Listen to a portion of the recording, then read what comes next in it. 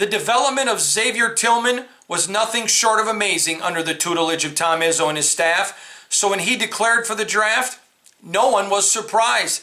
He's that good. But in the way he declared, he's not yet hired an agent, so he could come back to school. But under all of the COVID-19 restrictions and the fact that the NBA says there's no in-person scouting, there's no in-person interviews, how is the process going for Xavier in making the determination to go pro? In an exclusive interview with Spartan Nation, I asked MSU Hall of Fame coach Tom Izzo just that. Yeah, it's been a tough process, but it's been a lot on my shoulders to call NBA teams. It's been, he has talked with a few agents because you're allowed to do that now, and his mother's done a great job of that. It's been a very open door policy here. His mom calls me, and I call Xavier, and we're just trying to gather information and do what's right. I've had a kid or two that I thought made major mistakes one way or another, and I don't see Xavier doing that, but the process is difficult. If I say major mistakes, I mean, if the signs show that he's going to be this kind of pick or that kind of pick, he goes, he should go. But if they don't, I think he'll look at it both ways, and I just feel bad because the process isn't the same. You can't go through the same process. You're not going to be able to work out in Chicago. You can't go get interviews like you can.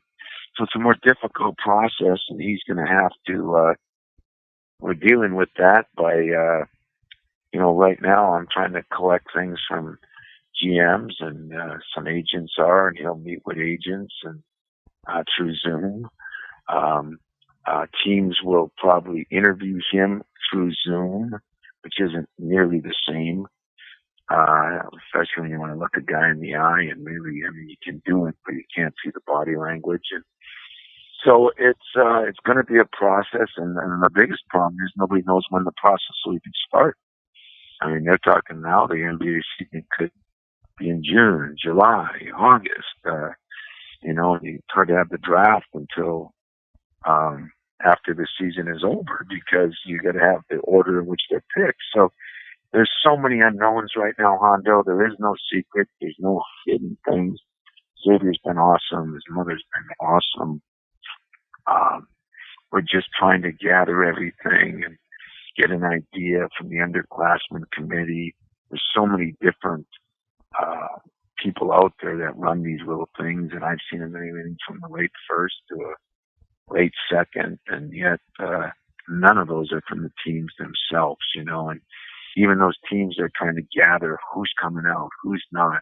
Last year, I think 219 guys put their name into the underclassmen evaluation. This year, I'll bet it'll be 350. It just seems like every kid thinks they should do it, and so it creates more problems for the NBA, to be honest with you, to try to evaluate all these guys somewhat and give them an idea. Very difficult process when you can't, teams usually send people in here, interview my staff, interview the trainer, interview the